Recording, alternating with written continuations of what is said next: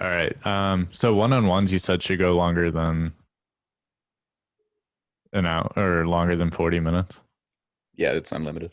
Okay, cool. All right. No one say anything for like 7 seconds.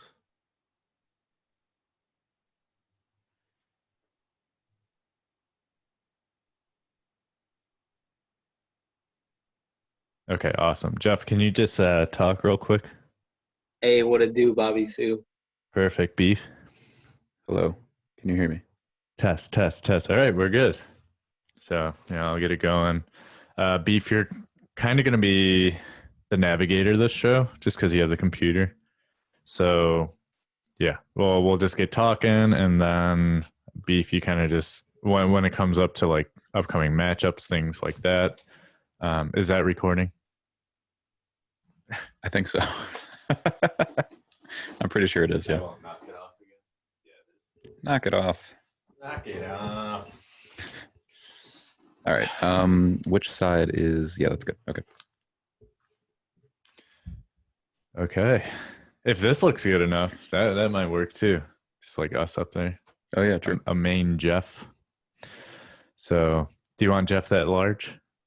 Yeah, for the recording. Make him larger. Make him larger.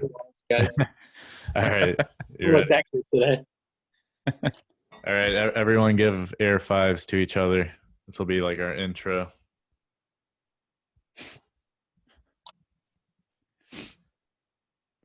All right. And welcome back to another episode of the Orchard Fantasy League podcast. I am your host, Andy Brooks, along with your other host, Alex Bruce. And we have another special guest in here today. As you can see, they're not here, but they are somewhere. And that somewhere is, where are you at now? St. Louis? St. Louis, Missouri. Yes, sir. St. Louis, Missouri. Missouri? Yeehaw. So yeah, our guest today is the commissioner of the Orchard League, Jeffrey Hamm. How's it going, Jeff? It's going great. Thank you for having me. Let's talk some Browns football. All right, sounds good. Should have probably turned off the Bennett's notifications. Hopefully those don't show up, or yeah, we'll figure that out. Yeah, there was like a lot of messages going on. Probably just talking shit about me, but sick of Andy. So yeah, I'm stoked. This is Steelers week. I think we're all really excited. Let's fucking go. Let's hop right into that. What do you guys think? Browns by 50. Now, before the show, he said Browns by 100. What changed? He saw that a lot of our defense is out tomorrow. Honestly, I think it's going to be a really tough matchup. The good thing is, like, me and Andy were talking before the show, you look at our schedule, even if this goes, like, I want to win so fucking bad, but if it goes bad and we lose, our schedule looks so beatable that even if we lose to the good teams like Pittsburgh, we lose to Baltimore again, if we lose to a team like Tennessee, like, we're still like 12-4 or something like that.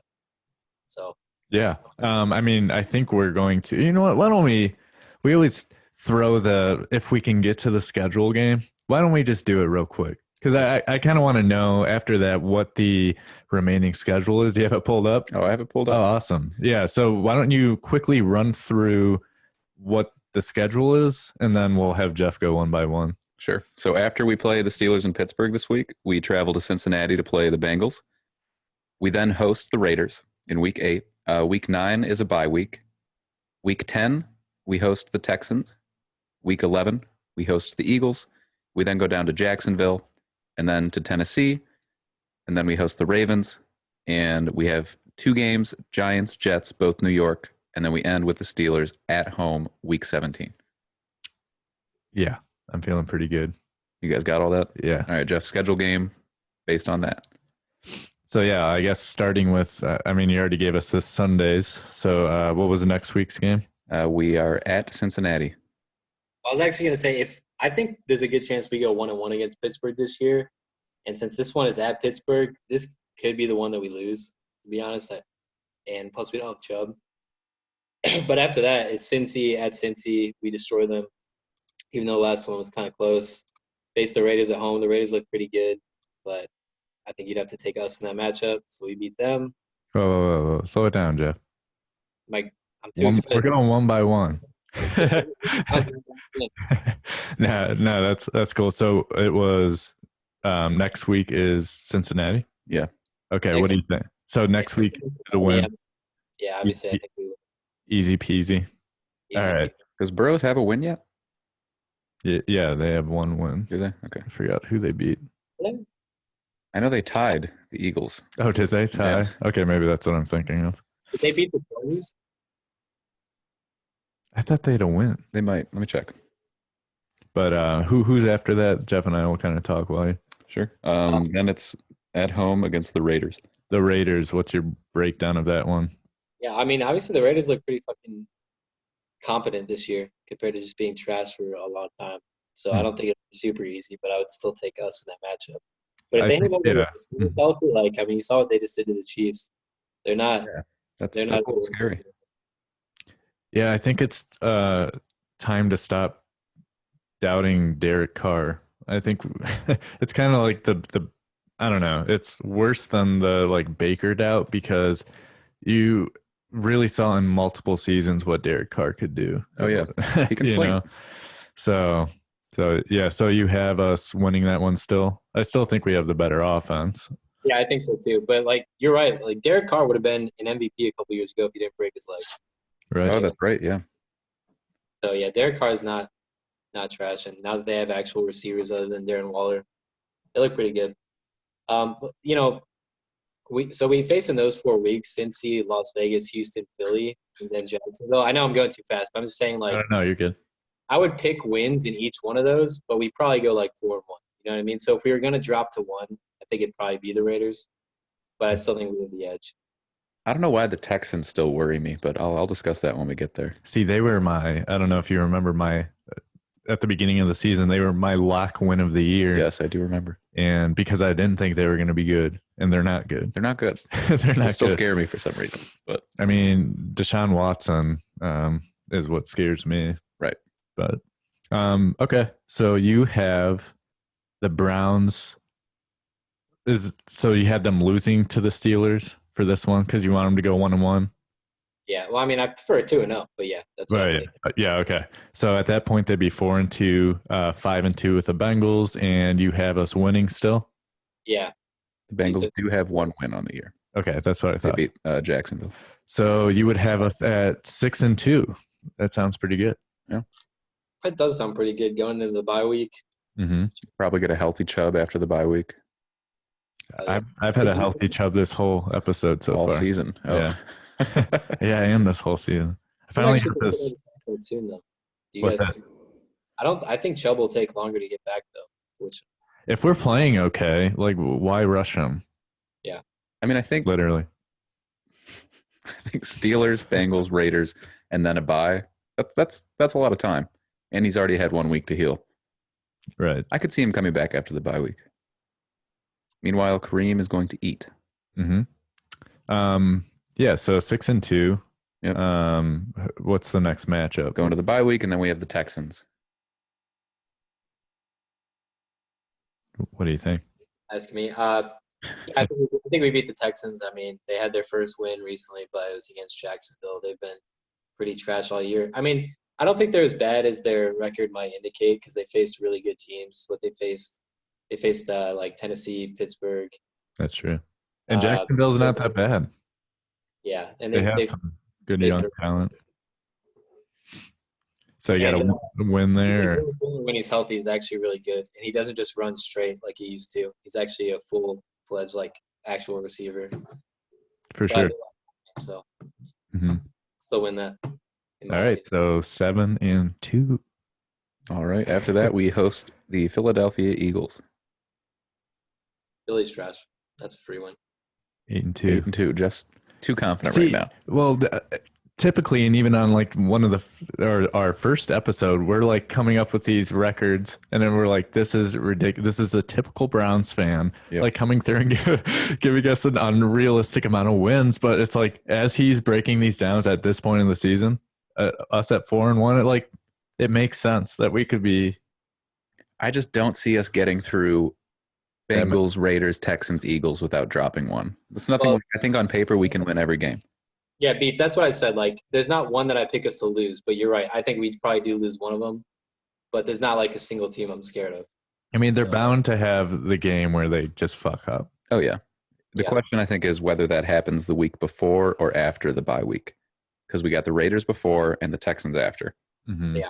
I think Stefanski runs a pretty tight ship that we're gonna come out of the bye week both rested and prepared. So I could see us losing to the Raiders. Just because of how the Browns have always been right after a bye week. Oh yeah. It's just, I hate bye weeks, man. Everyone's like, oh, they get the extra rest. But it's like, I feel like the Browns, there have been some seasons where the Browns have looked pretty good and then they go into the bye week and you're like, they're like losing that momentum or whatever it was. Yeah. Like, You're up the Brian Hoyer season when we were 7-4 and then came back and we were 7-9. Fuck bye weeks, man. here you go. Wasn't that the birth of Billy Manziel during the bye week? Yeah, good times. What a legendary moment in Browns history, honestly. I think that might be my favorite, like, fucked up Browns story of the past decade. It's There's good ones. Because it was confirmed recently. You guys know that, right? Yeah. He went on to the Tomahawk podcast and confirmed that Billy Manziel was real. oh, I mean, I never had a doubt that it was. There was like a courtesy doubt, like, you know, Yeah, like he I would, guess. but we all knew. We all knew he would. So who's next on this? You have us beating the Eagles, Jeff. Yeah. So we're at 8-2 at that point, and then we go to Jacksonville. Yeah, and that's another win. 9-2 Browns, baby. Let's go. Don't worry, I got 2 losses right here. I think we lose at Tennessee right after that. Okay. Spoiler alert. I mean, I'm wondering if the doppelganger effect doesn't step in, where Minshew's energy is just too strong for Baker. You know, Baker did try to copy Gardner Minshew last year. It didn't work well. He threw the whole season away because of it. Right. And maybe seeing him, across the field might mess with Baker's head a little bit. Yeah. It very well could. And James Robinson is the truth. He's the He next was it. Maurice Jones-Drew. They got a lot of nice young players over there. Yeah. That Chenault's a very versatile wide receiver. Mm-hmm. They have him running a lot as well. Okay, so who's after Tennessee? So Jeff had the L for Tennessee. Is that what I heard? Yeah. So Yeah, I mean, what's Tennessee's that? just so fucking good. And, like, they don't get – honestly, obviously I'm a little biased because my whole family's in Tennessee and I know some Tennessee fans, but they don't get the national respect they deserve still. They've been good for 4 years straight. And Yeah. Tannehill playing lights out. Like, he's nuts. I think Tennessee should be considered like a top 3 team. I totally agree with you. And we play a similar defense to Tennessee. It just Mhm. run the football a ton and then like just have your quarterback make the plays when he needs to. So that'll be a fun game to watch. Just Yeah.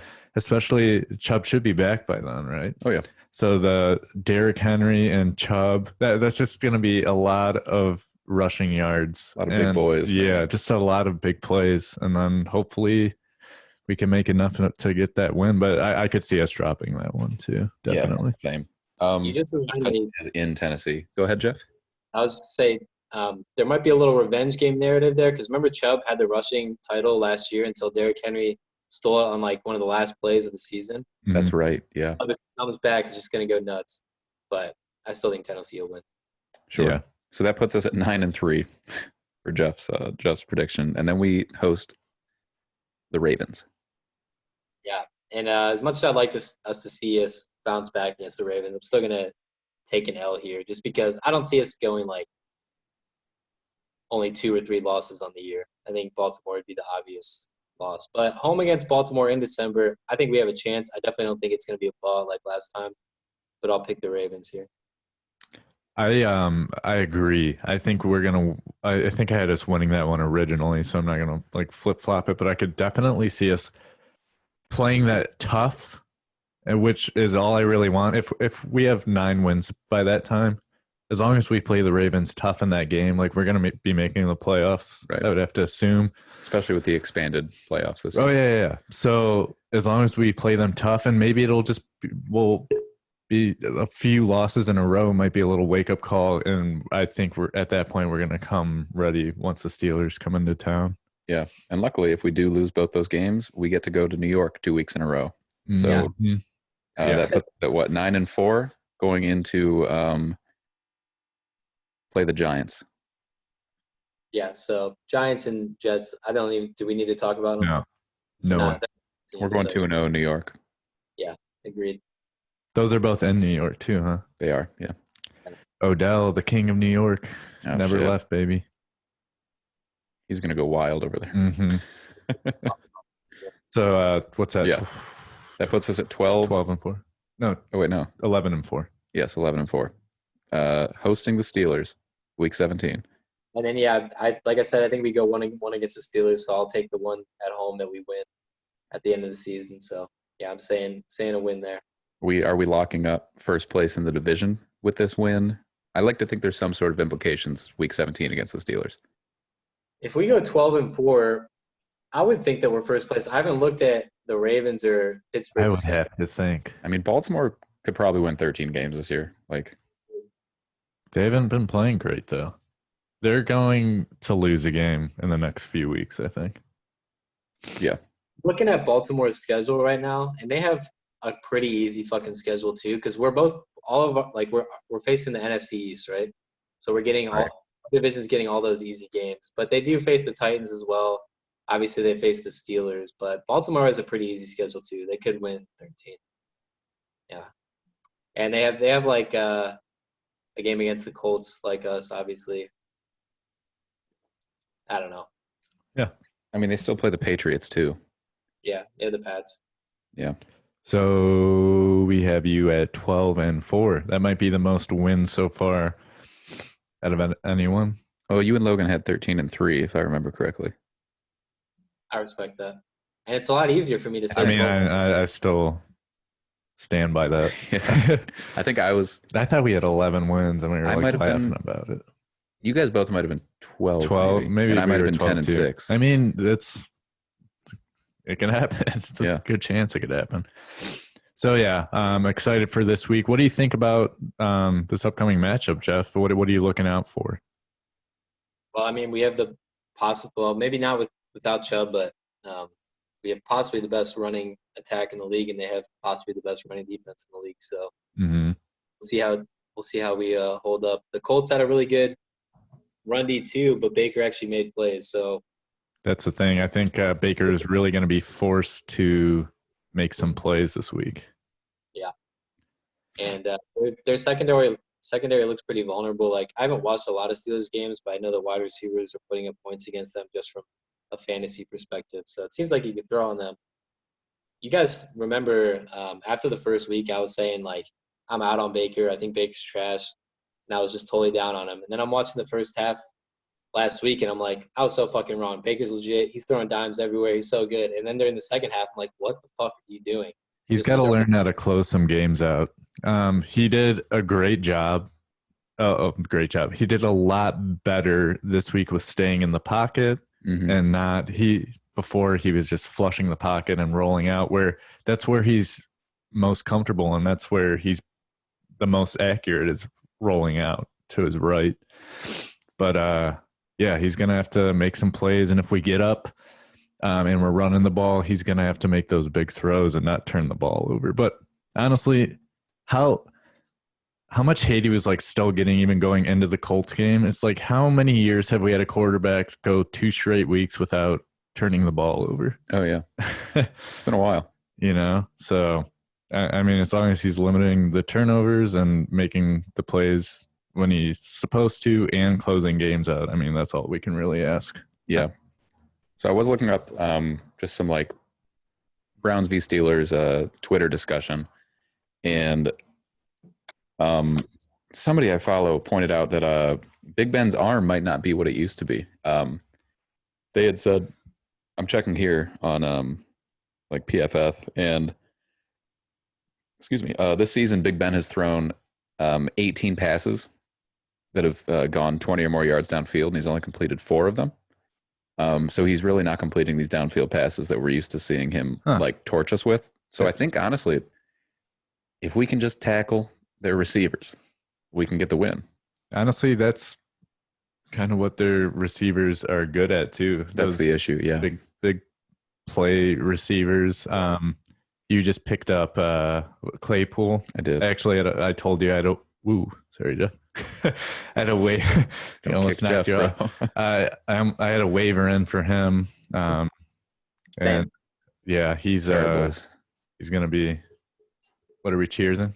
Oh, you said sorry. We can cheers to my pickup. Sure. So you're finally making your second move of the year. Hey, I made a third too. I had to pick up a new defense. True. But yeah, I don't know. I think we're gonna do it. That's just the Browns fan of me. I could see us losing definitely, but I don't know. I feel like we have this train going, and we're just gonna keep on chugging. Keep on chubbing. Chubbing. Well, not really, but he's still with us in heart. So I guess we could get into a little bit of fantasy talk. Jeff, I want to first and foremost tell everyone in the league I'm Joe Biden looking right at the camera and telling you that I do respect Jeff as commissioner. I think he is a good commissioner. Everything I was saying I heard. Everything I was saying was purely out of emotion. And today, something happened in one of our other leagues that just made me appreciate you even more. He does a good job, even though I do disagree on the lack of the contingency there. Lack of contingency in the league. I do think you are a good commissioner and a good fantasy player.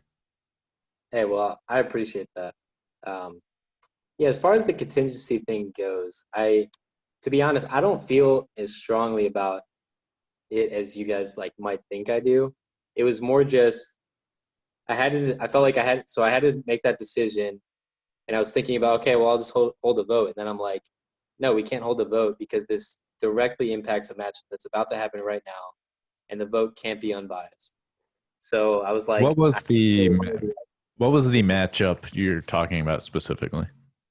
Well, it would have been weeks ago, right? So it was I don't remember who all had players, but I know you had Kelsey, and then we have Deal had 2 Chiefs players, right?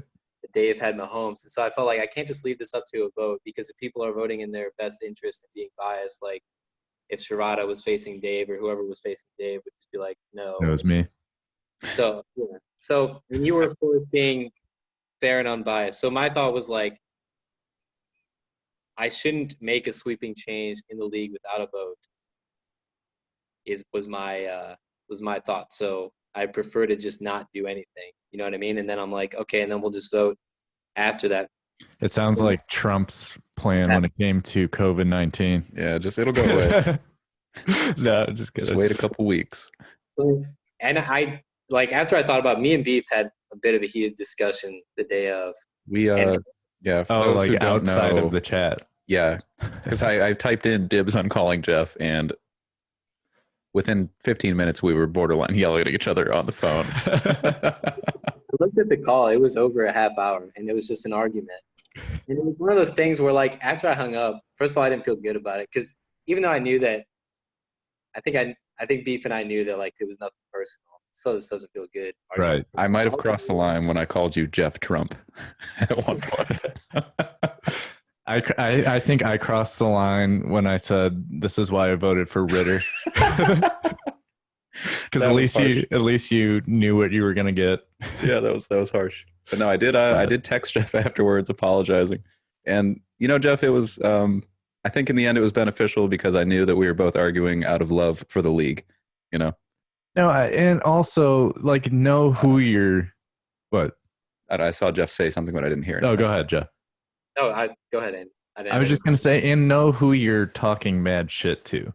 I know that Jeff and I can have these sort of conversations and actually maybe even get upset with each other, but the next day we're gonna be talking just fine. Jeff and I have never held a grudge against each other. That's how it was with us. It was all wasn't all fun, but right. We got through it. So Andy and I were texting a couple days after because we were giving each other respect for being up at 5 a.m. picking up waiver defenses. Right. You guys are killing me with that stuff, man. Dude, I have an alarm set. It's so sad. Yeah. For the fucking defense. I was pissed because I was going to pick up a quarterback for the week, and I woke up and Logan took 2 quarterbacks, and Cheese, I'm pretty sure, took a quarterback just so I couldn't use him in our matchup. Like, respect for you for using a waiver claim on that, Cheese. Who did Cheese pick up? Kirk Cousins. He probably saved you. Let's be real. I don't know. It's been looking decent. It has a good matchup. We face Atlanta. Yeah. Yeah. And Atlanta's trash. Yeah. But yeah, so I mean, at this point, like Cheese brought up maybe having another discussion. At this point, do we think it's just too far gone for the contingency to even be applied? I think or one of are we the waiting issues for everything now to get worse, is or that the vote is skewed. It's affected. are you thinking of like Dave? I'm thinking of Dave. Yeah, Dave, you petty ass. Dave said because he was affected by the lack of contingency, he will now vote so that no one gets to benefit from a It's contingency. funny because he still would have lost. Yeah, but he pointed out that he lost 12 points in the standings. So, Oh, okay. yeah. What do you have to say about that, Jeff? His 12 points that he believes that you costed him. I mean, like I said, it's fair. I'm not going to sit here and say, like, I 100% made the right decision, but it was more just I felt strongly enough that I couldn't put it to vote. And then I decided to put it to vote after. And the fact that the vote didn't overwhelmingly pass tells me that it wasn't a change I absolutely had to make. And I know you guys disagree, but. Yeah, I think my thing at the moment was, to me, it felt like you just did it. You're like, this is what's going to happen. I understand now. We're sitting down and talking about it. It makes more sense to me. But at that time, I was just like, he just decided to make a decision, and we, as everyone knows, vote on fucking everything and maybe too much. Too many. We vote too much. But the old sideways drink, I haven't seen that.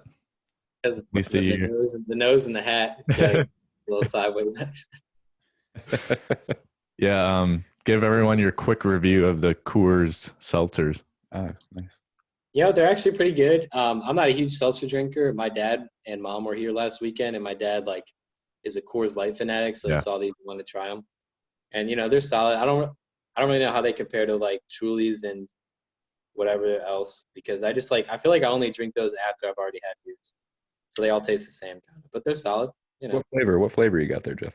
This is a grapefruit, but it's one of those like 4-packs. So they got like mango and other stuff too.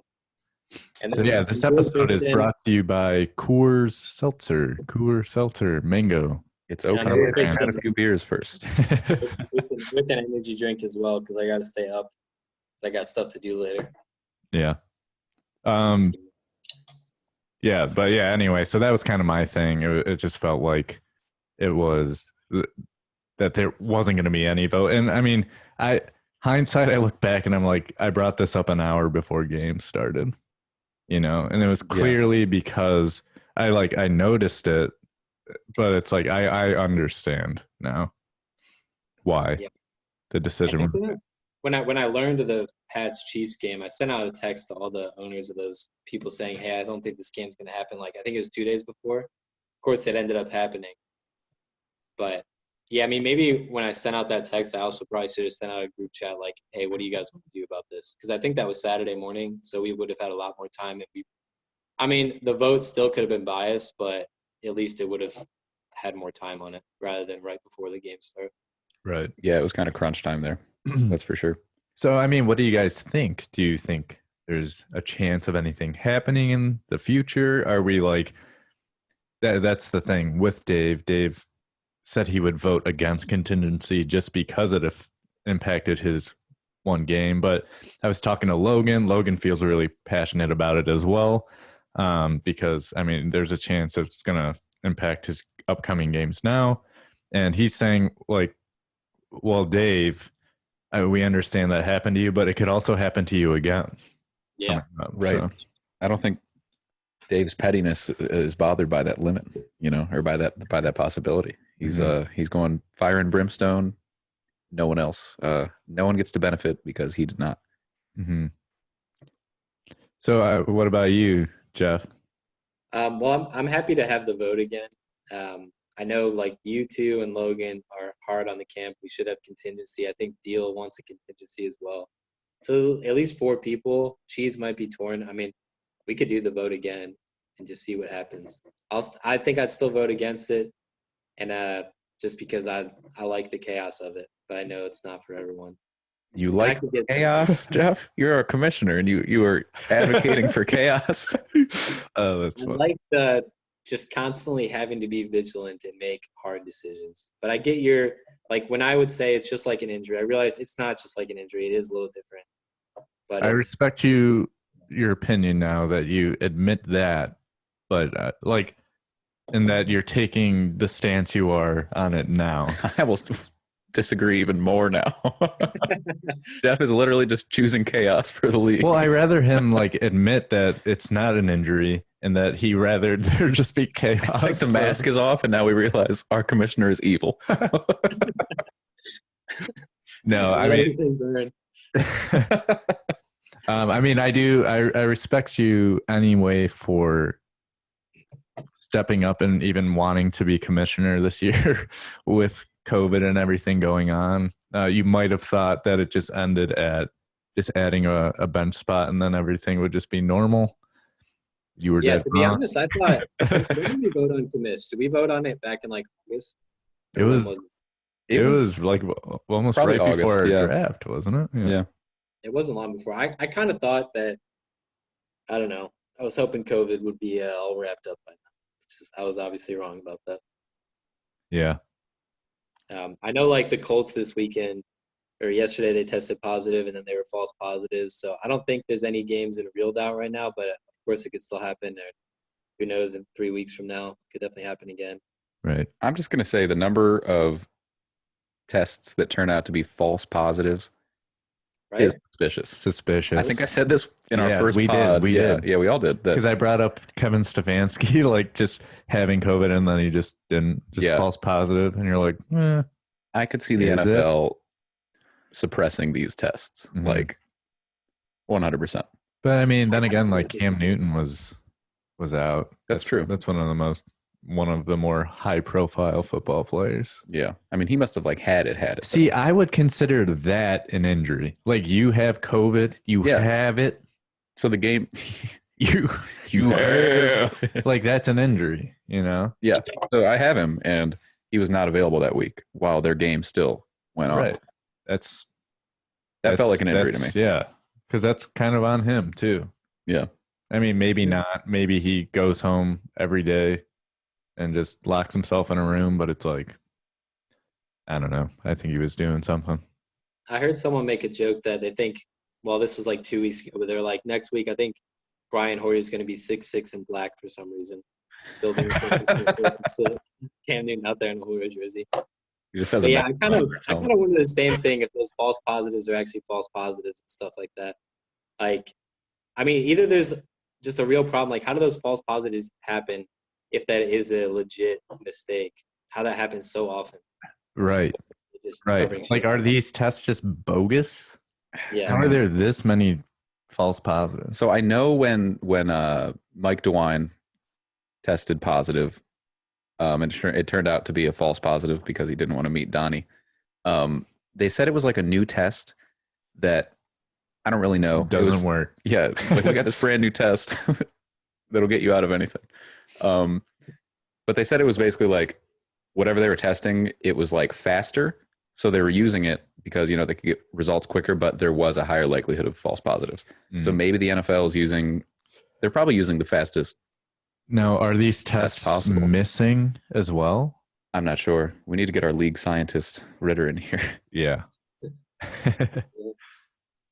But yeah, so anything else anyone wants to say about contingency? I know some people in the league, Logan, wanted this to be a lot spicier, but if this were filmed in a different environment, I might be down to get into it. But I'm not currently in the mood. So yeah, we went through a lot today. I went through a lot today. Jeff, let me just break down what happened and you can tell me as commissioner what you would do. Okay.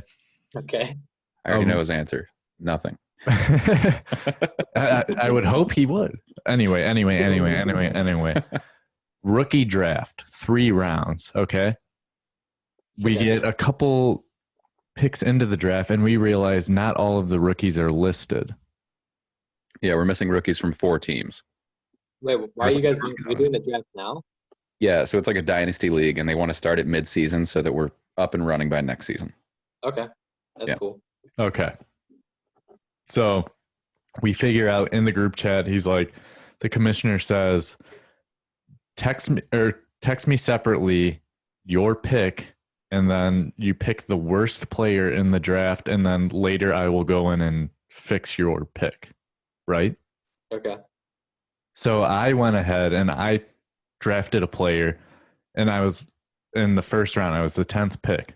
I drafted a player, and I was like, fuck, I forgot that these certain players were not available anymore.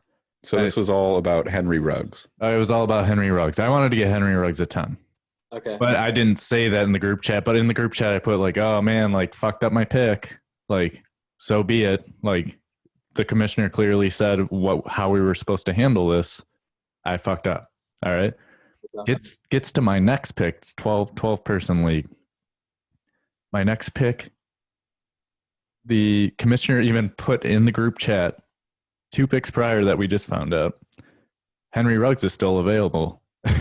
And then the guy ahead of me picks, and then I immediately, as soon as I saw he didn't pick Ruggs, I was like sick. Texted the commissioner, I want Ruggs. He said, okay, pick the last player. I go and pick them.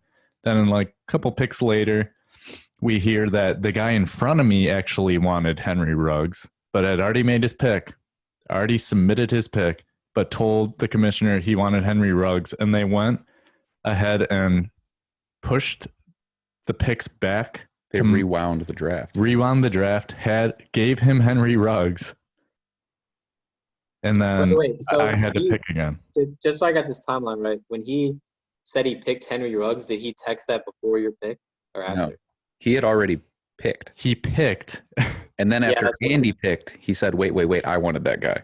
Yeah, that's just a mistake. I don't see how you could give him Ruggs. The biggest issue was Merle's decision-making during this. Merle said... Whoa, I didn't even drop the name of the commissioner, but... Well, I like Merle, so I got nothing against that, but I think he made a mistake on that one. Yeah, so he told us... I was outraged. I was pissed for you, man. It was all about... The quick funny thing is after that happened and I knew that he was going to let him get Ruggs, I just said, fuck it. I'm like, I just put the rest of my draft on auto draft. And so Henry Ruggs was not on this list, right? So it got to me, and then it was like understood, I guess, by then that he was getting Ruggs. Ruggs wasn't even on this list. It just kept auto drafting Henry Ruggs for me. And then I wasn't even in my house anymore. So they're like, Andy, like, go make a pick so it doesn't auto pick Ruggs. And then he kept resetting it. He just kept picking Ruggs every time. I was like, the auto draft even knows that he belongs to me. Jeff, you would have loved the chaos here. Yeah. That is different, man. That is different. That sucks. That's terrible. It was really bad. So, man, I'm going to roast him for a minute because, like I said, his decision-making during this was some of the worst I've ever seen. So, Jeff, he told us, because things were starting to get really heated in this group chat, he was like, everyone calm down. We're just going to continue the draft as is, and then we can solve it at the end, right? So he, being the commissioner, unpaused the draft. We moved on. And then at the end of the draft, when we try to solve it, he presents us with options, and none of the options include Andy getting Ruggs. And he's like, well, I can't redo the whole draft and make them not get the players that they drafted and like force them to have different players. And it's like, you chose in the middle of this draft to continue telling us that we would be able to right the ship. Little did we know that decision made it impossible for Andy to get the player that he drafted. It kind of upset me for a couple of reasons. So we had that podcast where he just came on and trashed the Orchard League pretty much. I don't know if you listened to that. I listened to the whole thing. I mean, he was, but like, I didn't mind. I mean, in a way, but he's like, why are you doing this? Why are you doing this? And then this is the worst thing I've ever seen when it comes to a fantasy decision. I'll Worst come out ever. and say it. Like, Worst if you ever. watch this, Merles, and I'm going to tell you to watch it, that was the worst fantasy decision from a commissioner I've ever seen. It was really bad. Yeah, I would say obviously I'm only getting one side of the story, but of course, Beef should be unbiased. There's no other side to the story. From what I can hear, I don't get why you didn't just get Ruggs. So I texted Merles like outright. Like I went outside the group chat to text him, and he said he made the decision because this guy has kids. And he said he like wasn't at his phone and he didn't see the text messages. Why is that my problem? It's not. It has nothing to do with Andy. Like the dude fucked up. Shouldn't have had kids. And I was I was going to pick. He should have wore a condom, man. Come on. Yeah. And then his thing was, it was just. And that dude was pissing me off, man. Right. What he was saying in the chat. See, I didn't save any of their numbers because they're no names to me and not important yet until I meet him in person.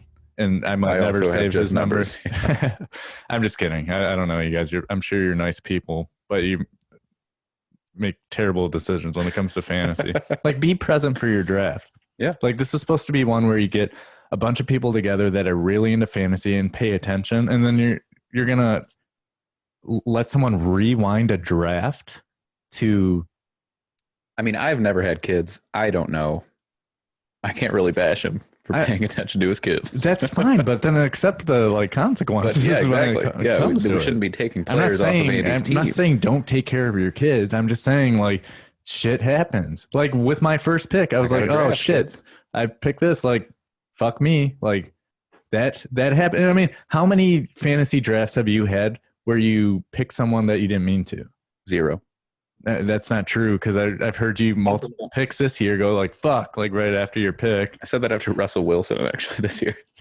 I meant to pick him. I just couldn't decide. Anyway, I'm not going to get too much into that. Maybe I'll have a whole separate. I'm going to try to get on the next podcast. You know, I mean, you might not want me on it, Merles, but so what do you think, Jeff? No, I'm totally with you. If the guy makes a mistake, then he makes a mistake, and that's kind of the end of it. That's just how it should have been. Yeah. I mean, their thing was that the guy texted him right after the pick to say, oh, I wanted Henry Ruggs, which I don't believe, first of all, because when I was texting Merles, he was like, all right, just take the last guy. And he even said that I got Henry Ruggs in the group chat. Yeah. I think that's when the guy, like, don't tell me he did it. I feel like he saw it in the group chat and he was like, oh, wait, Ruggs is still there. Yeah. And then he somehow got his way. And one last thing to add. 2 picks prior. No. It was before the guy even was up to pick. Merles put in the group chat, Ruggs is still available. Yeah. And the dude, he said like Ruggs is still available. He said Kelly, and he said the Chargers quarterback. And the dude drafted the Chargers quarterback. But then right before his pick, again, he said Ruggs is still available.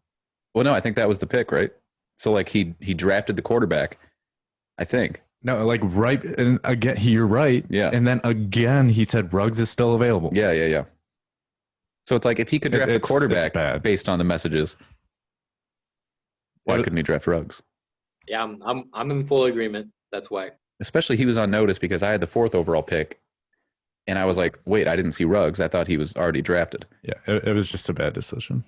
It was a fucking disaster. I can't even talk about it anymore. I can feel you getting a little heated. Let's move into something that Jeff can relate to. A little smoother. Well, he could relate to it because he's a commissioner that would never make that sort of decision. Jeff would never mess up. I can relate. I'm not going to say I would never mess up, but you're right. I wouldn't have done that. So it's been a couple weeks since you guys have heard one of our pods. I know we had the quick emergency pod. Or what do they call it? The crab apple pod, I think is what Logan texted me. That's what I called it. Okay. Because crab apples are smaller than regular apples. Little pods. So let's get into some fantasy talk. Maybe start with a quick rundown of where the league is right now. Yeah, let's start. Yeah. Jeff and I are like, let's do it. So yeah, we got 2 straight losses. Beast's been talking tons of shit. Like week 1 when he got like 2 wins in a row. And he beat me week 1 from a fluke. All right. Well, I'm your 1 loss. Okay. So first place, we've got the commish ships, 5-0, 662 points. That's a lot of points. That's a lot of peas. Got 9 moves. Wow, people are making a lot of moves in this league. It's like you guys didn't draft well. That Second doesn't even place- count my trades either. I've had like 30 trades. It feels like. Oh, it doesn't count the trades? Interesting. No, I thought it did, but it doesn't. That's all waiver. Okay. Second place. Yeah, Jeff would have like 20 more moves if they counted trades. Second place, Knights Who Say Knee, 4-1, 519 points. Third place, we got no lunch breaks at 3-2, a lot of points, 611. Ritter unfortunately has a shitload of points scored against him. He has 645 points scored against him. And 0 lunches. Yeah, I wouldn't be able to do that without a lunch, personally. Fourth place, we got if you want to say Logan's name for us. League and Blues. He's at 3-2, 587 points. Fifth place, I'm also 3-2, 531. Got the Bukaki boys at 2-3. The Cleveland Guardians at 2-3, 6 and 7 respectively. And then we've got really just a mess. 8, 9, and 10. I don't know what you guys are doing. None of you have a lot of points. The Baltimore Glory Holes have 508 points. They're 1-4. Wet Ass Poopy. Really love that name. 480 points.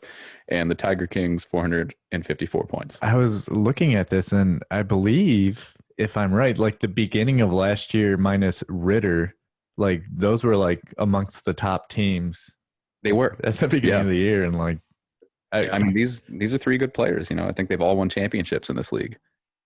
not this year. So that's where we're at. Yeah. You guys want to dig into the matchups? Well, Jeff, first of all, how are you feeling about your team? I'm obviously feeling great. This is the first time I've ever started hot. Like, I always start so fucking bad. And, Yeah, last year you started bad, and then you had like a huge win streak to bring you back to the top. I think I was 0-4 and then climbed to like 6-4 or something to become relevant again. Like, obviously, I feel good about my team. This week, I might lose to Cullen, though, honestly. I've got guys on bye, and he's got Godwin coming back. So, like, probably like 3 of my 5 best players, Kamara, Lockett, Jacobs, are all on bye. So this could be the first week, and I'm kind of lucky to be 5-0 after, like, my first 3 weeks. I absolutely dominated, put up a ton of points. The last 2, like, I got lucky to beat Bruce. He had a bad week, and then I got lucky to beat Deal, who also had a bad week last week. So we'll see if I can keep it going. But as you guys know, and of course, there's been a bunch of complaints. Like, if you get 5 wins, you're in the playoffs. So I feel pretty good. I'm already planning for the playoffs in week 6. You know. Yeah, Logan and I were actually kind of talking too in our league when there are only 2 teams that are left out of the playoffs. It's like all you really have to root for is the bottom teams to like keep losing. Oh, yeah. You know, it's like if you get enough wins, if you like, even in my position, I feel pretty safe that I can get 1 or 2 more wins as long as like those last 2 people that don't like go on big win streaks. But yeah, Jeff, I think you have a solid team, dude. And I respect that you have made so many moves and so many trades while continuing to win games, because a lot of people will get a couple wins in a row and just be like, I don't have to make any moves, you know? And then it's week 6 and they've only had 2 moves that they made all season, and then they start losing games. Bruce, he's looking at you. Oh, what's up? Like, No, but I have 3 moves, so I don't know who you're talking about. no, but yeah, go ahead. one of the reasons I made so many trades this year is because my fucking computer's like broken, so I can't play video games.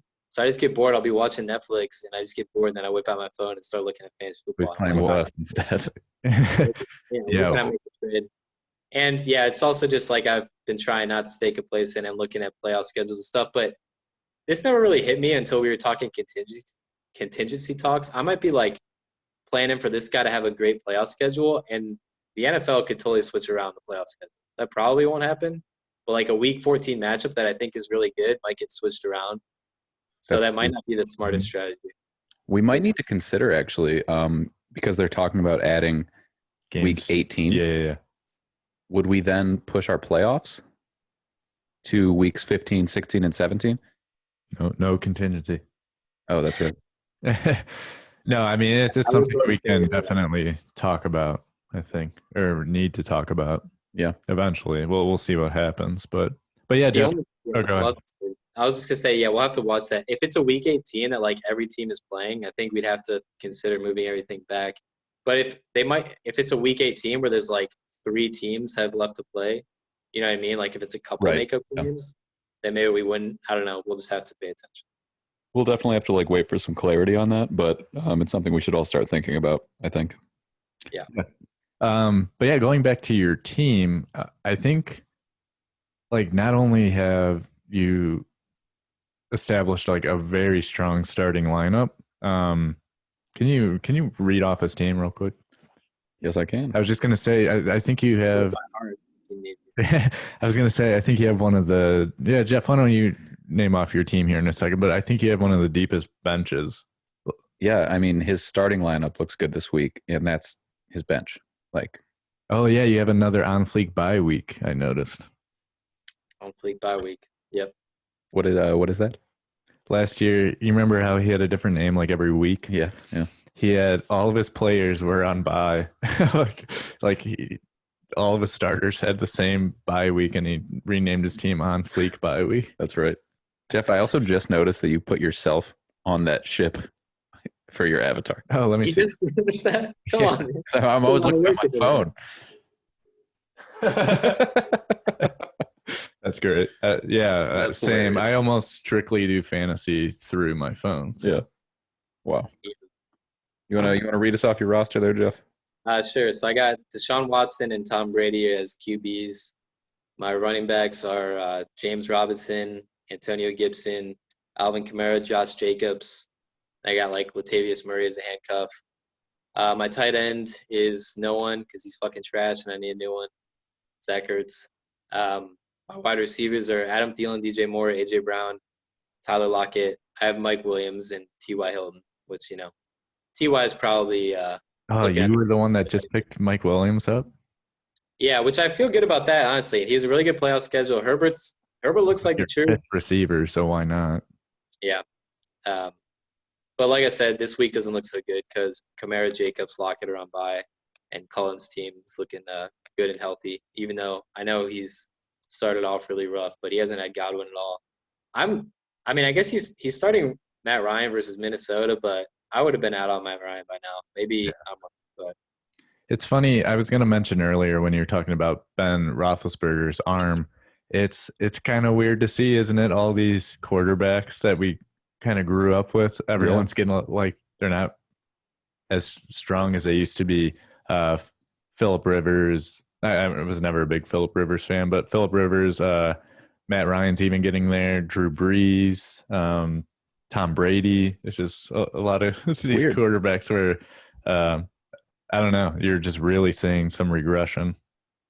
It is. yeah, It's almost tough to adjust to, like especially when drafting. Like, it was really hard for me not to pick up Drew Brees. I know. Like, and you want to pick him, and then you want to say it. Drew Brees. Yeah, it's just He's not the same. But yeah, Jeff, I think you have a really solid squad, and it's just like you. Besides tight end, do you think you'll have? I don't want to give anything away, but do you think you'll go after a tight end? I know Ritter has 3. I think he has 3 solid.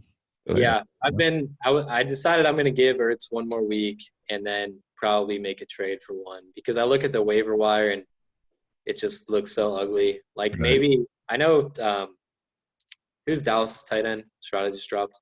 Goddard. Yeah. That's isn't that the Eagles one that's injured? It is. Yeah, I can't remember the guy's name. I know what you're talking about.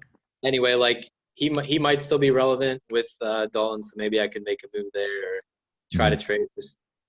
But I actually tried to make a move for Kittle with Cheese this week, and I was offering him a lot, but he wasn't having it. He likes Kittle a lot, which is understandable. Yeah, I mean he's got a really strong team right now, so he's cruising right now. The last 2. No, I actually like Cheese's squad. His bench definitely needs some work because I feel like when he has somebody go out, he doesn't really have anyone to replace them.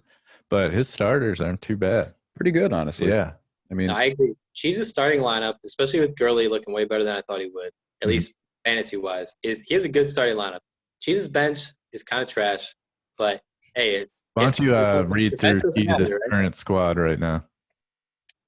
We got Josh Allen, QB, who's popping off. Odell Beckham, Michael Gallup, John Brown, Todd Gurley, Ronald Jones, George Kittle, Then he's got Harrison Butker in New England D. Mm-hmm. They've been, his team's been getting it done the last couple of weeks. Yeah, his receiver's a little sketchy, but I mean, one of the best fantasy quarterbacks in the league right now.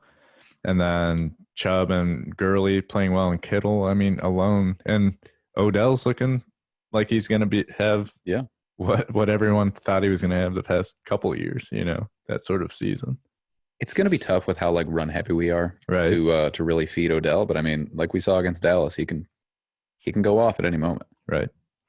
So yeah, do you want to go matchup by matchup? Let's check them out. We were talking about Jeff's. Do you want to start there? I do. And Jeff, why don't you just take over? We heard your team. Do you want to read off? You're facing Colin, is that right? Yeah, I'm facing Colin. He's got Matt Ryan at QB, DJ Chark if he's playing. I thought he was hurt. Let me see. I think he's going to play. He's questionable. Okay, so he's got DJ Chark, Tyler Boyd, Chris Godwin, running backs Elliott and Sanders. And he's got Johnny Smith, tight end. So he's got a pretty solid starting roster. Yeah. His tight ends, Johnny Smith's been balling, so that kind of worries me. Mm-hmm. He's got two good running backs. Sanders might struggle against Baltimore, though. I don't know if he's going to be able to eat. Both of my starting running backs are on bye, so I'm a little worried. Colin's team looks better than 1-4 to me. It does. I agree. What's your projection? What's the Yahoo's projection? Oh, it has me winning by 0.2 points. 105.97 to 105.7. Do you have yourself winning or what? What's your projection? Yeah, it has me. I think I still win, but I don't feel great about it. And I think Thielen might just absolutely ball out. He's facing Atlanta. If he does, he'll probably win. And AJ Brown, I'm so happy that I have him back. Thanks again, Andy, for the trade. It was looking like a trade rate for a while. I'm hoping maybe it wasn't. If AJ Brown, because neither of us knew that AJ Brown was seriously hurt. We had this discussion. First of all, I didn't know he was hurt when we made that trade. He wasn't listed as anything. He wasn't. I looked too. Yeah. And then, AJ Brown's good, man. And, he's legit.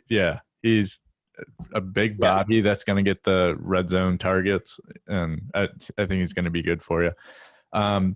Purcell didn't know it. I thought he was joking at first, but he offered me. Who did he just offer me? Who was the receiver I gave you to? Crowder. He offered me Crowder and David Johnson for Jonathan Taylor. Or he might have just wanted to do Crowder for Taylor straight up. I was like, no. Well, first of all, just straight up no. I'm not going to do that. And then I thought he was trolling me, but then I remembered it was you that I made that trade for them. Oh, yeah. Yeah. But Crowder's been balling in the games. He has. Thing on the Jets that does anything. Right. I do need a third receiver. My receivers have been playing so much better than I thought they would. But I need that third receiver. I have Stephon Diggs and Mike Evans. Yeah. Mike Evans. He switched from safety. I've had 6 beers since that shit happened in the I was wondering if you were going to anger drink your Bud Lights. No, yeah, for sure. So how many points are you going to win by, Jeff? I will say 3. I think it'll be a close one. Win by 3 points. Modest. I'm going to take you in this one. There's too many question marks with his team, and I don't think Matt Ryan's going to have a good game. I'm gonna go with Colin winning this one. I think Zeke is gonna eat, man. They've got the red rifle behind center now. I think the offense is going to change up a little bit, not be as pass heavy. I really think Ezekiel Elliott might drop. I'm going to predict he drops over 20 points. And like you guys were saying, Johnny's really good. Chris Godwin's coming back. I think Colin wins it. All right. On to the next one. We've got the Baltimore Glory Holes versus Ligon Brussel. So just reading through the rosters real quick. Baltimore Glory Holes. Stafford at quarterback. Receivers, we have Allen Robinson, Amari Cooper, and Tyreek Hill. That's a good squad of receivers. Who's our running backs? His running backs are James Conner and Clyde Edwards. I've heard different I ways mean, to say it. Le'Veon Bell's handcuff. I've heard Elaire, I've heard Hilaire, I've heard Elaire. Not sure how to say it I anymore. thought it was hello. Hilaire. Like hello. Call him Le'Veon Bell's handcuff. That's what he's gonna be. Yeah. Pretty much. Yeah, that sucks for deal. Jasicki at tight end, Sanders at kicker, the Rams defense against San Fran. Logan didn't miss a beat. He is still starting Dallas's quarterback. He's starting Calvin Ridley, Will Fuller, and Devontae Adams at receiver. I forgot he had the AFC North running back crew. He's starting Mixon and Kareem Hunt. Mark Andrews at tight end, Zane Gonzalez in Baltimore defense. The projection is Baltimore Glory Holes 108.66, Ligon Brussel 112.83. So 4-point difference to Logan. To Logan. I'll start with this one if that's all right. Go ahead. Who is the Eagles quarterback? Stafford against Jacksonville. Man, I really like. Oh, and then who is Cincinnati playing? Sorry, I'm not going to do this all the time. Very good. Indy. I like, because of Joe Mixon playing Indianapolis, I think Joe Mixon, I've been saying this, is going to have a good second half of the year, but this isn't going to be the game, his big game, because I think he's going to get shut down by Indy. I'm going to go with the Glory Holes by, it's going to be close, but I know like 6 points. 6 points? Yeah. I'm going to go Glory Holes by 10. Mm-hmm. That's funny. I actually kind of want to take Logan's team. The thing that worries me is, like you said, Mixon's facing Indy, and then Kareem Hunt's facing Pittsburgh. Hunt will probably still have a good game, but he's not going to like average 8 yards a carry like he did against Dallas, you know. Dude. I think Logan's team looks so much better now that Hunt has like emerged. Like before the season, Hunt was kind of just like, maybe you can flex him, at least is what I was thinking. But because he was starting Ingram and Mixon, and so his starting running back crew just looked awful. But now with Mixon and Hunt and 3 pretty good wide receivers, I mean, his team looks pretty good. Actually, I don't trust Andy Dalton. I'm going with Deal. I don't trust Dalton. So. Yeah. I mean, Dalton could still play really well. I think could be a starter on some other teams, but yeah, I'm just not that confident. Quickly, if you had to, with Chubb back, do you think you would start Mark Ingram, or would you start Kareem Hunt in a majority of your games, or would it be based off of matchups?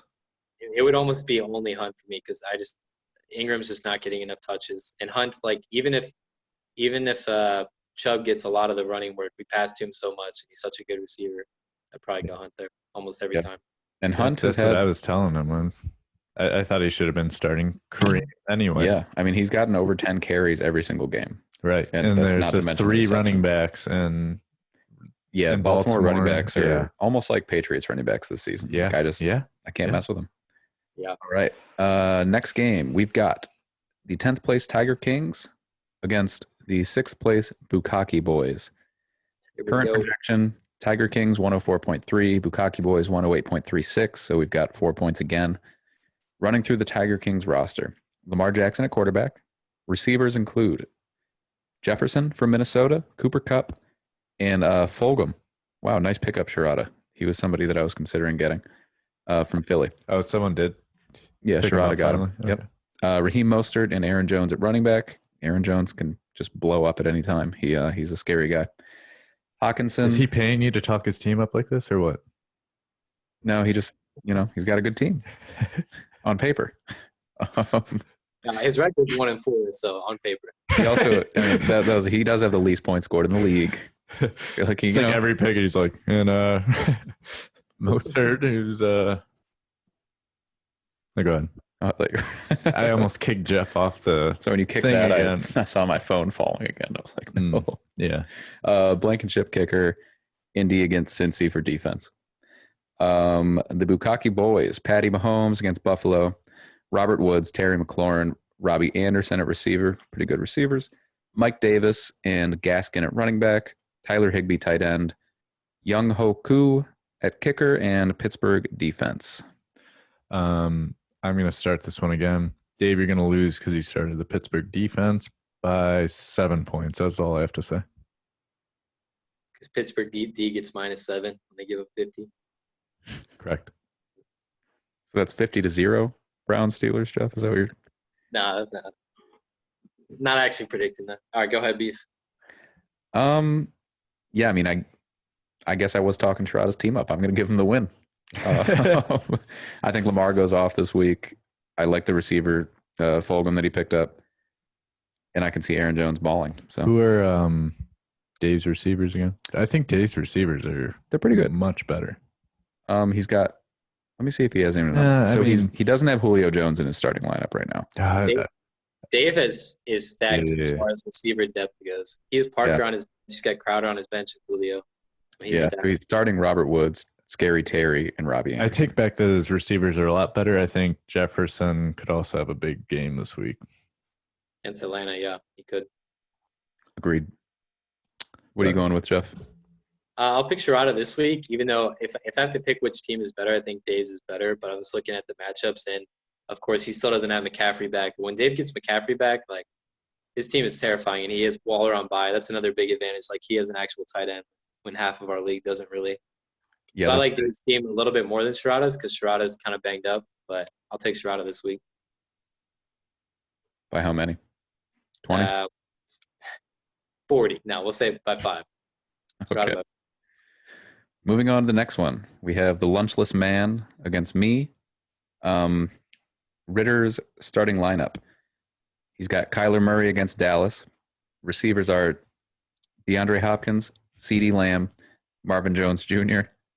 Running backs, he's got Devontae Freeman, and I'm assuming it's going to be Frank Gore in the starting lineup, which huge balls, Ritter. That's it worries. Yeah, fucking hanging them out. Tanyan, cupping the balls. Prater, Tennessee defense. I'll be starting Cam Newton at quarterback because Russell is on bye.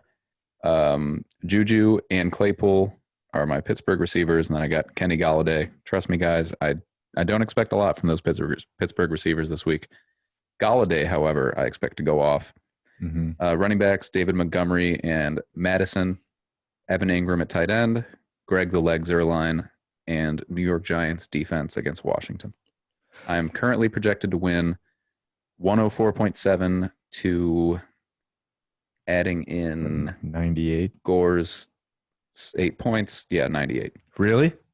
Well, it's 90.22 plus 7.77, so basically 98 points. Damn. You were 0.01 off. I was like sort of joking, but sort of like that's kind of what I calculated exactly in my head. So, Beef, I want to ask you, how do you? That's when you got distracted by me doing this. That was the calculation. Just calculating. Bruce, I wanted to ask you, how do you find it in you to start Brandon Cooks after putting up 0 points, and now that he put up 22 points, you're going to leave him on the bench? Well, he might start. I'm not ready to declare him out this week. I don't like him. But you're right, Jeff. You actually texted me for the giant balls move that I had last week, starting Brandon Cooks. Sadly, the little balls move was also starting AJ Green, which lost me the game. If I just started Emmanuel Sanders, I would have won handily. I almost traded you for AJ Green. Now, if you want him, he's a free agent. Oh, I know. I don't. I don't want him. Yeah. Can you read the receivers of your team again? Yeah. So I've got Juju, Galladay, and Claypool. 2 Pittsburgh receivers. That's bold. Again, one of them's bound to get a couple catches. But then against the lockdown defensive backs of the Browns, just take whoever, what's his name's on, and start him. Cooks? No. Whoever, like we're covering. Yeah. No idea. So I think I'm going to win this game. I apologize. I have to piss really badly. You guys can continue. I choose whatever team isn't yours. Ritter by 3. Ritter by 3. Because of the Frank Gore start. Do you want a beer? I'm a little scared. Yeah. Jeff and I will just talk shit about your team while you're gone. Easy, buddy. Yeah, I was actually kind of looking forward to talk about this one because, Beef, I think you're going to win too. But Ritter's team is like I just said this about Dave's team, but Ritter is absolutely stacked at wide receiver when he's healthy. Like, he has 3 probably top 10 wide receivers on his team. I mean, which is I'm spooky. very, very happy that he has Metcalf and Thomas on bye. That's big for me. Yeah, which is why I think you have it. Plus, he has Carson on bye, and he's going to have to start. If he starts Frank Gore, like, I cannot give him the edge if he's starting Frank Gore and say he's going to win. But Are you getting this call, Jeff? No, I think that's Andy. I hear it through the speaker. Andy just didn't want to be left out. He's calling back in. I'm just going to leave it go. A little musical break. Yeah, we could use a break. Take a drink. There we go. We're back. Oh, that was... I think someone was calling on the computer. Oh, Bennett? I guess. Let me check this out. Okay. I think I need to go back to full screen on Zoom. I can still see you fine, but I don't know. I think we're going to end up like casting basically what we can see on the computer. Onto you, yeah. I got you. Oh, he's back. Do you want to go full screen again? I think you like received a call on there or something. Well, anyway, so we don't have dead air. Ritter's starting probably Frank Gore and Marvin Jones, so I can't pick Ritter. Definitely picking Beef this week, but Ritter has a good team. I think you have to be a little bit scary about his running back situation because, like, even if Melvin Gordon is just fine and playing next week, Phillip Lindsay's back, and if he doesn't get all the carries, I wouldn't feel comfortable with him every week. I agree. Wow. I got myself a cider up before, and you just sorry, am I interrupting, Joe? Oh, you're good. You good? Oh, was that yours? Well, you put them both on my side of the table.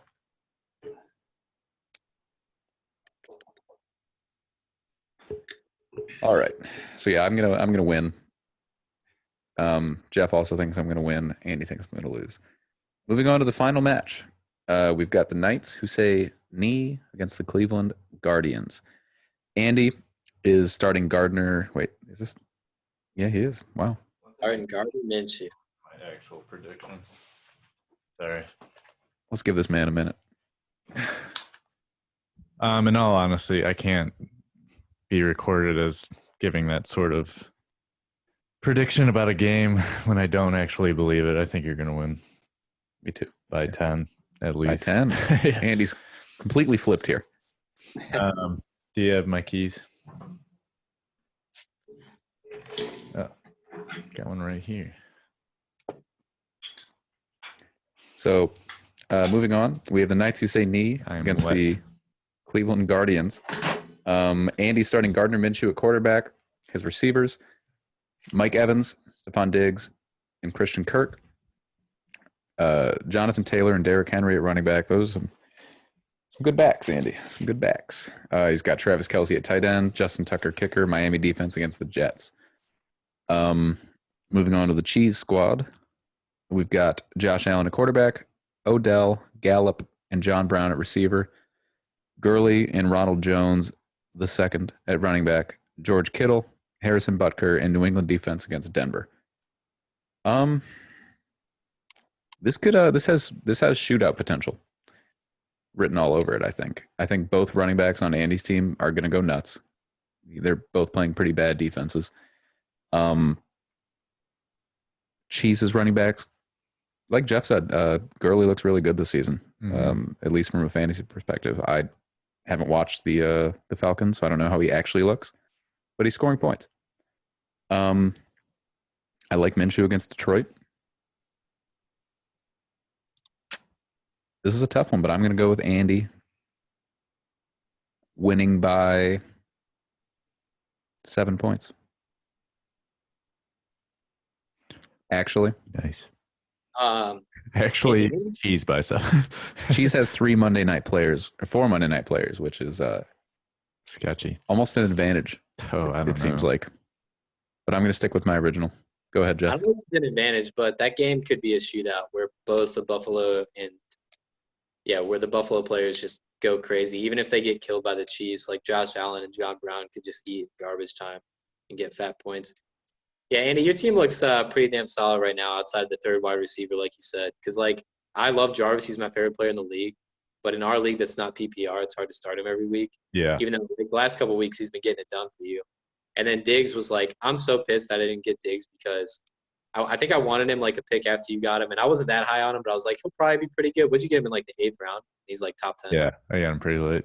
Yeah, you got him so late. And then, I don't know, Mike Evans is weird because when I watch him play, he looks like he's fucking on a broken leg, but still gets at least 10 fantasy points a week. And is always in the end. It's only touchdowns, man. It's like, but I was pumped about it because Brady usually finds that one target, and it was Edelman for years, that he just like has a lot of confidence in throwing certain passes to. And yeah, I think that's Mike Evans. Yeah, and you kind of wonder how it's going to look now that Godwin's back, but you would think that Evans is still going to be the big red zone target. Like, I've heard people say with Evans' stat line, he's the best goal line back in the league, dude. He gets these 1-yard touchdowns. Yeah. Evans, it's kind of nuts. I don't know who's going to win this one. Both of you guys have some pretty enticing matchups. I guess I'd give this to Andy, but I don't feel great about it, to be honest. I think Cheese's team can put up points too. Yeah, I'm going to change mine to Andy still winning, but it's going to be by 2 or 3. Even like 7 is close though. You It know, is, when but- I'm like coming, no, I know. I'm just saying when I'm like coming up with these, I'm like, even saying like anything less than 10 is like a close fantasy game. Oh, yeah. I was more thinking like, without like talking points, I think there's like a 60% chance you win, 40% chance Cheese wins. Like Yeah. it's almost a toss up. I offered Cheese a trade which involved Christian Kirk, which he denied. So I'm thinking about maybe starting him just to prove a point. Also, Cheese, if you send me one more trade offer where you, as soon as I deny it, you drop the player the next day, I'm never going to trust you again. I did not know this was happening. Oh, yeah. He did Holy it to shit. Logan, too. Hey, I respect the grind, Cheese. Might as well get He's like, let me something back. package this in, and then I'll drop the guy. But no, it should be a fun one, Cheese. I do think there's a potential of it being close, but I too say need by 35. One wild it'll card I be- would really consider. Cheese has New England against Denver. They could get like 2 fucking pick sixes in that game. Yeah. Oh, yeah. Denver looks really fucking ugly, and they're not going to have Gordon probably. So Yeah, dude. Fuck defenses. It's so like you think you have a good defense, and then you're like, I should probably pick up another one. And you're like, no, they're solid. I don't know. I thought Kansas City was going to be really good, and I had them, and then they got me -3 Same. or something. I started with Kansas City, and I was excited about them, and that was obviously a mistake. Right. One thing I've always felt this way. I think I'm not saying we need to change it because I know it's kind of universal. I think defensive scoring and the way it works is kind of dumb. But like in the NFL right now, if you hold someone to 13 points, that's such a good defensive performance. What? but doesn't Yeah. really- Why? Oh, go ahead. Sorry, I interrupted you. Saying, like it's all about getting pick sixes and just a bunch of sacks. When like I said, if you hold someone to 13 points, it's not necessarily a good fantasy day for the defense. I agree, yeah. But like you're right. If in the NFL you only give up like 13 to 20 points, your defense was pretty good. You know, like your offense should probably do enough to win you the game at least. Yeah.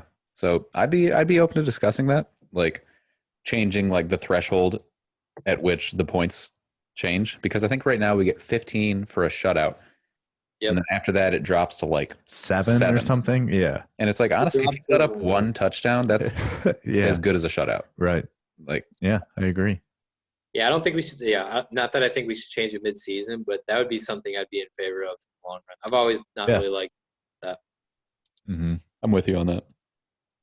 Maybe because we probably don't want defenses to be more impactful, but if you make it so that maybe the sacks and defensive touchdowns, maybe those are like slightly less, and then they get more points for holding people to less points or something like that. How much is a Yeah. sack now? Just 1? I think 1. Yeah. Okay. I'm okay with like I thought it was changing 2. the thresholds. It might be 2. I'm not sure. Interceptions are 2. Yeah, I think sacks are 1. I want to say. I think honestly we should keep those the same, but just make like if you're only giving up 7 to 10 points. Yeah, like I It's think we just- should adjust those so that the floor the floor is like raised a little bit. Right. Because nothing's worse than picking up a defense and you just get like fucking 1 point when the defense didn't play that bad. And you have to kind of adjust to today's NFL. It's like, honestly, sometimes giving up 20 points is like for the Browns. If That's legit. Yeah, like a team that's going to be scoring like 40 points a game, it's like they're playing. I mean, I guess it's just the type of defense that you pick up, but it's just like teams are putting so many points up anymore that I think we have to adjust that a little bit. I'd be very open to that. Yeah. Good point there, Jeff.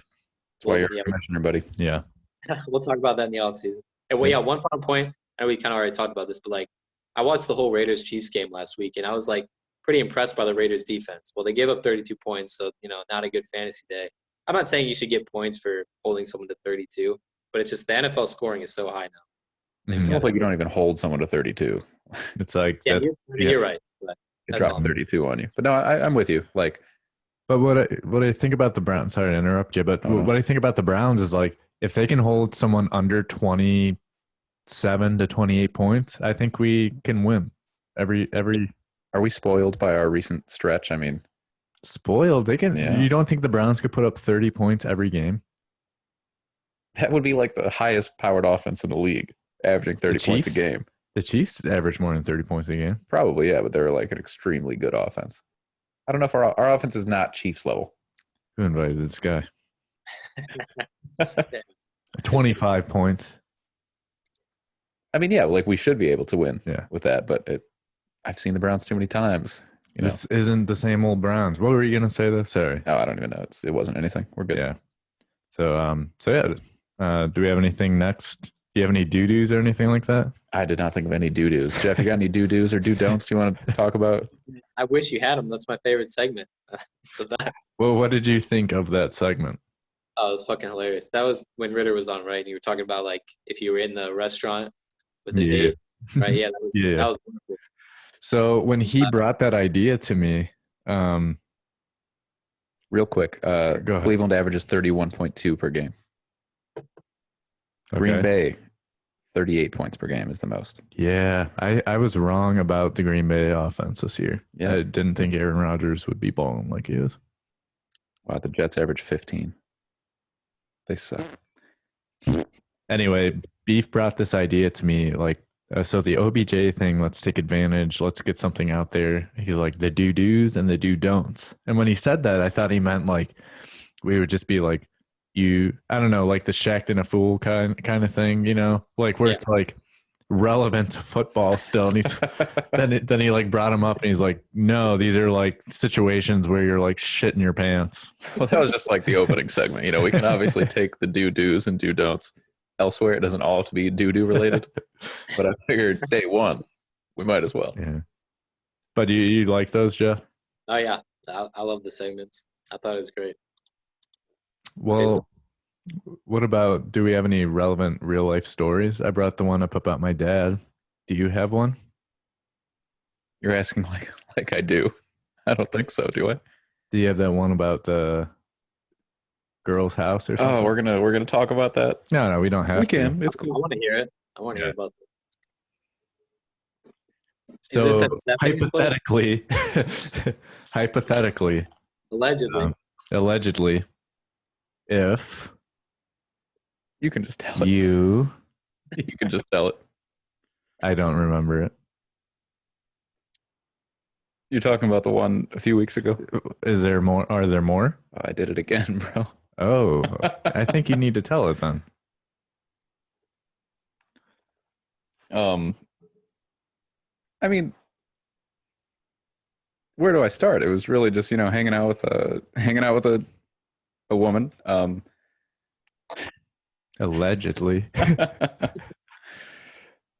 don't even know where to tell the story. I mean, sometimes you're sitting over at somebody's house and you've got a grumbly tummy, and there's only so many things you can do. This kind of is what inspired the original do-dos like questions that we had. So I'm sitting over there, we're having some wine, kind of hanging out, and it hit me that I needed to use the little boy's room. So what Where do you want me to go from this, Andy? I'll come up with a hypothetical. Yeah. You're in this I situation. feel like I've blacked it out of my memory. A nasty sort of do, you know? There we go. This It's is the storytelling really, we need. it's really messy, I guess. That's where you're going with the last one. It was a little sloppy. You get in there, and this is the first time you're over, the second time even. It was, you know. I think the second. No, hypothetically, it would be the second time. Yeah, hypothetically, if it ever happened. If it ever happened, the second time, she doesn't have any toilet paper. Oh, this is hypothetical. You check under the sink. You are looking all around the bathroom, and she doesn't have any. Do you text her? Can you bring me some TP?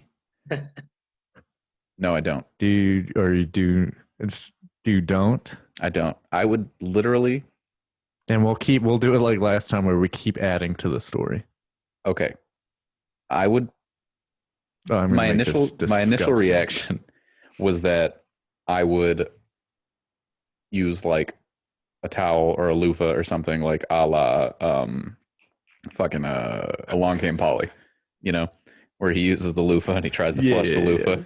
My first thought was that, but then I realized I'm not going to wipe my ass with a towel and throw the towel away just sitting next to the toilet. So I would literally, I would shower in her bathroom without asking before I used a towel or a loofah to wipe my ass. You would I would just not say a word. You would shower before you would just like take off? I'm not going to, what, are we going to walk out of her apartment with a dirty ass? Like, okay. Jeff? Do don't. First of all, text her and say, hey, can you bring me some?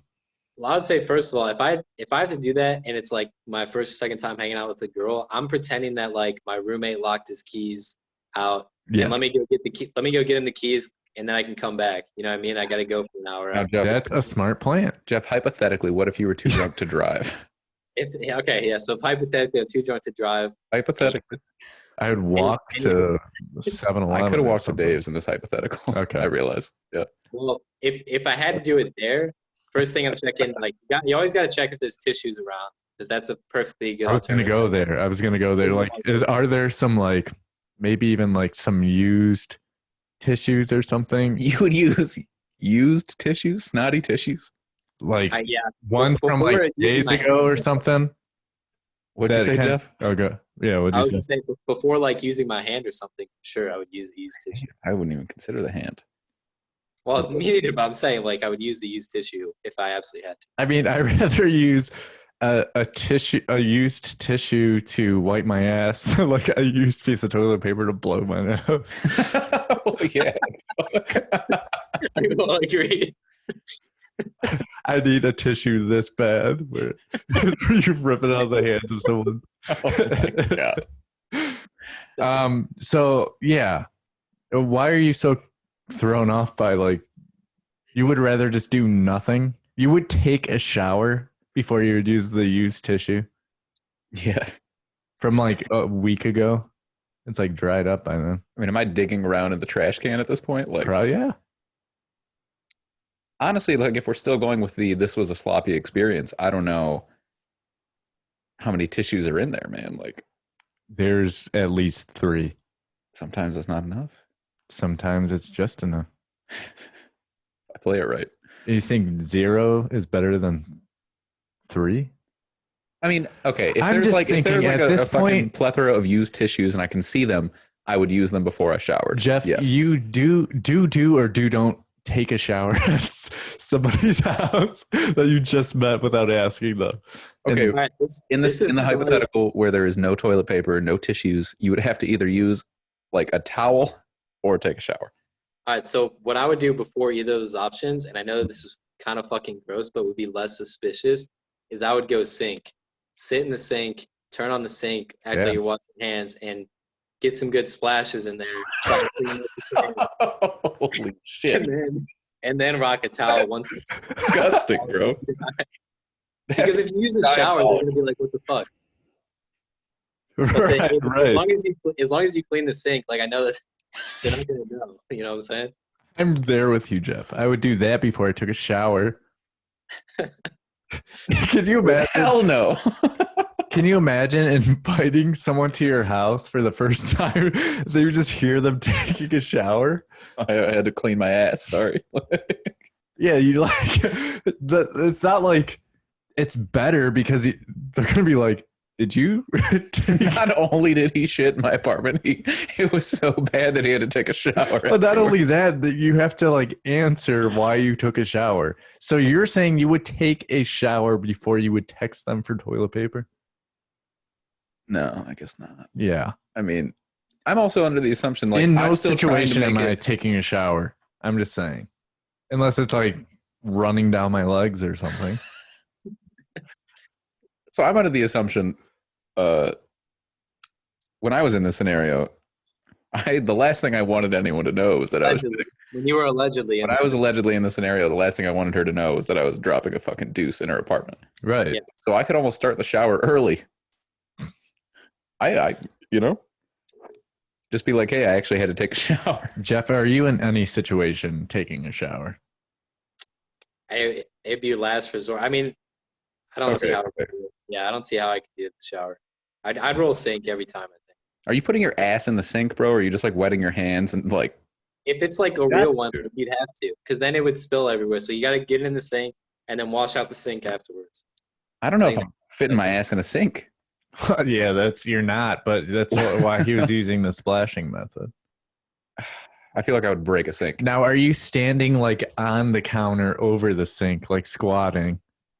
I picture just hanging my legs over the edge, just ass sitting in the pool of water in the sink.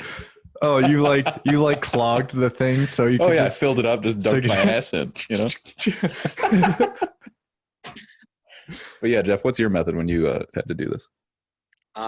Assuming that it's a sink with a counter and not just one of those sinks that's just like, I don't Like know a what pedestal style it's one? the white sink, because that maybe you would break, and that would be real bad.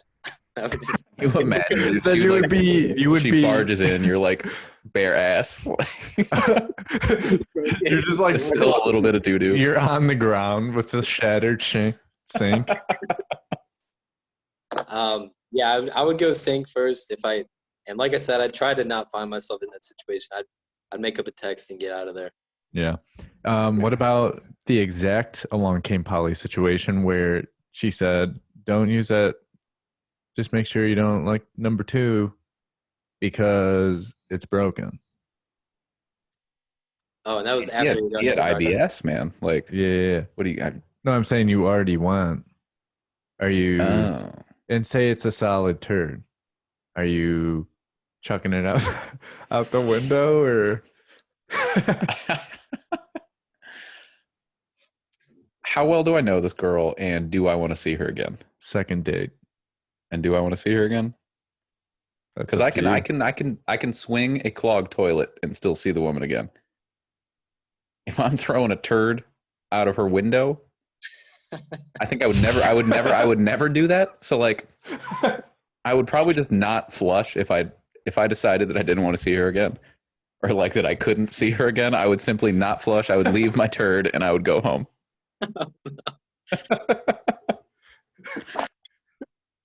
I was doing all of my hypotheticals with the assumption that I was going to see her again, because that's the only time you'd really care, presumably. If I right. had no intention of seeing this girl again, but I feel like that's what I'm saying, man. Like whatever. You might be so embarrassed that you can't bring yourself to see her again.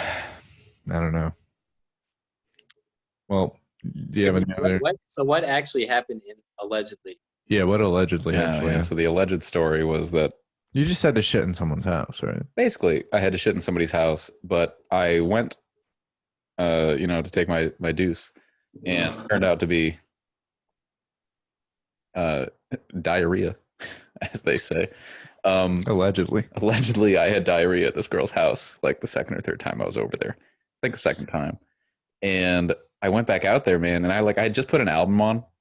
And I was like, oh, you got to listen to this album. And when I was in there, I heard the music change. Like, she changed the album, bro. And I came out and I was like, oh, you changed the music. And she was like, oh, you were in there for so long that I wasn't sure. And she like pointed out like that she knew. And then I knew that she knew what I was doing in there. And I I actually ended up having to do it again the same night. Oh no. Yeah, man, two rounds. It was the second one where I actually heavily considered taking the shower. Do you ever like you're at someone's place in same situation, like you really have to let a lot out, you know, and then their bathroom is almost like right outside the living room or something, Oh my god! and you have to like try to calm down those like toilet farts. Yeah, dude. Just So it's not just like you got to really concentrate. Just kind of like, why does it like it really sends that sound right back? oh you yeah. know? And I hate when people don't have like exhaust fans either, because there's big no fan. break in the sound. Yeah. You know, I mean, you could throw on the sink. Like sometimes I I'll do go that with sometimes. Yeah. but yeah, other times you're like, yeah, you're just like, you know, like hoping you can get it out without, and then sometimes it's just uncontrollable. Yeah, it's true. Bruce, did you stay the night? I did, yes. If you're staying the night, you could have pulled something like I like to shower before bed or something. I feel gross. Maybe you could have done something like that. It was still so early in the night, man. Like, Sorry, I like to shower before I shit my brains out. it's also like if I show up at someone's house and I'm like, mind if I shower? Like, it feels like I arrived dirty. You know, that's not a good look. I mean, yeah. Wait, oh, you just arrived. It was within like an hour or two. You know. That would almost. They would probably start thinking like, is he homeless? You know? I bring my overnight bag and everything too. Yeah, you mind if I shower here? What's for dinner? So Jeff, you have any do-dos and do-don'ts before we call it a day? No, I don't think so. Other than do not think that every trade has to be a trade rate. I'm just sending that out to our league. Don't. It's really difficult to trade in our league, and I don't want to call I anyone out. don't believe that every trade that happens is a trade. No, that's a good point, Jeff. And I just want to say, Ryan Ritter, Alex Bruce, and Logan Bruce, not to point out any names, are impossible to trade with. I'm just gonna give us better offers, bro. That's all it takes. Good offer. I would say there are certain people in the league that are literally like nearly impossible to make a trade with unless they're winning the trade. Like, and those people are amongst them. Ritter, I think, might be the worst about it. I don't think I've ever traded. But I don't even think Ritter cares to make trades. He's not a big trader. Yeah. Yeah, that's why it's just like. I can't remember exactly what was offered, but I was in trade talks with Ritter like 3 weeks ago. And after like a couple back and forth, I was like, yeah, it was basically like, I want Kamara or nothing. It was basically best player. You know what? Shirata can be thrown in there. Shirata will make a trade, but I think Shirata values his players. I think that's almost everybody's problem. Yeah. They value their players more than they should. Yeah. And you have to look at it and just like, look at the stats, look at the facts, look at the potential. Does this make sense? Comes in the potential. That's where we all differ, you know? Yeah, right. that's where we differ. I've been trying to get a lot better about that. I know in previous years I was like that too. Like if I have a guy that's producing for me at all, I'm like, that's my guy. I'm not trading him for anything unless it's an absolute superstar. Unless you give me your RB1, you know? It's like, exactly.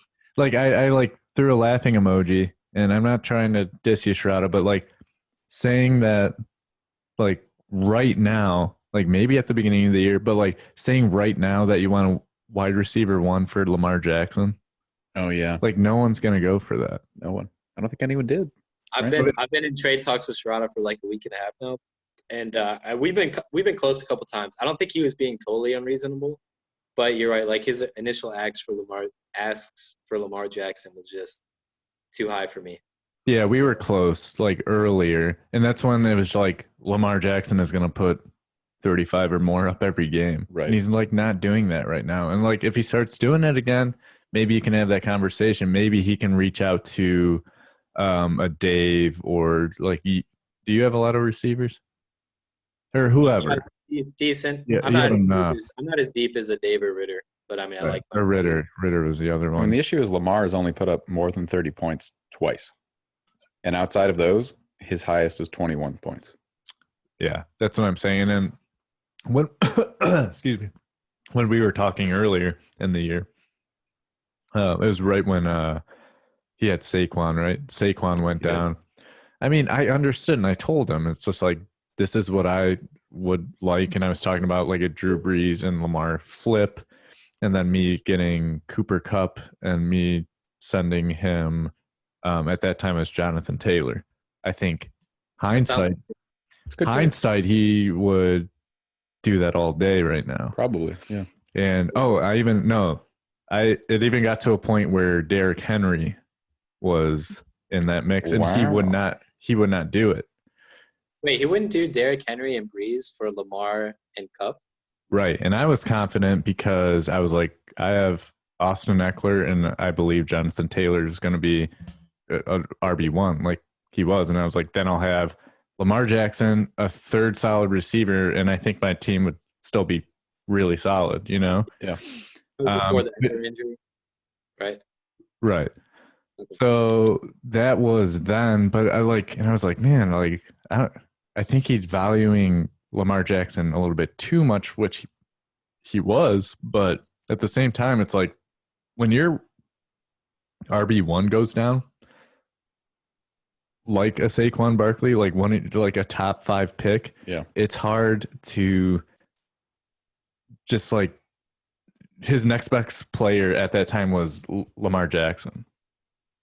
Yeah. You know, so it's hard to like part water down your roster. Yeah, right. Yeah. It's hard to make that decision. Yeah, like, and to be fair to Stroud, like I think he's made some good moves. His trade with Cullen was pretty good. Got him Raheem Mostert because he was after Barkley was down. He's really hurting for a second running back after Jones. That was a good trade. Yeah. That was a good identify the need and just go after it, man. And I swear I put this in, but I thought I put a waiver claim on Jefferson, and he ended up getting him, and I was like, that's also solid. You know, Yeah. he had a bad week last week, but I think he's going to be a solid receiver moving forward. I think the Vikings are going to wake up a little bit. Yeah. You know, he might be like their Stephon Diggs this year. Totally. You know? Yeah, he could be. And Kirk has looked less trash after the first few weeks. Yeah. Mm-hmm. He started so last year too, I think. Maybe. Someone check me on that. I don't know. Yeah. Thought he did. But all right. Jeff, I know you got to get to work, my dude. Yeah, I actually do got to get going. I appreciate being on the podcast, boys, and just you making the podcast in general. It's really fun to listen to. So hope you can keep pumping them out. Glad you like it. Yeah. We're trying to find out some ways to fix the editing issue. I might just let Andy use my laptop. Maybe I'll learn how to edit. Probably not. But we can let Andy use the laptop at least. That might solve the issue. I know I mean, I don't know about other people, but as long as the podcast is up, and I prefer to see it, but I don't care. It was great the first week. You had a bunch of edits and graphics and music and stuff, but and that's awesome if you have time to do that. But if you never have time to do that, I wouldn't care. I still just love the talk. So I wouldn't. Yeah. I think as long as everyone realizes I am working on these along with some other projects, Logan reaches out to me, Merle's doing their podcast. Yeah. Jay is I'm working on a project for him right now with his music and stuff.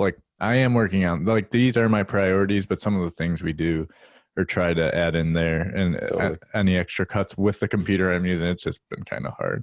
But yeah, thank you, Jeff. Any last thing before you head out? Best of luck to the league and all their matchups this week. Sorry to anyone I trashed. I actually think the league's pretty damn competitive this year. It seems like all 10 people are going all out, so it's gonna be a fun one. Oh yeah. All right, man. Well, thanks for joining. Thanks, boys. Good to see you. Take it easy. Go Browns. Go Browns. Yeah, fuck the Steelers. Go Browns. Fuck them. Fuck them. I don't know how to cancel this. Oh, there we go. Still on here. Yeah. Maybe. God damn it. I can cancel it. You got to talk shit about you, bro. I'm like an old person. There we go. All right. See you guys later. Is he still on? Yeah, I think so.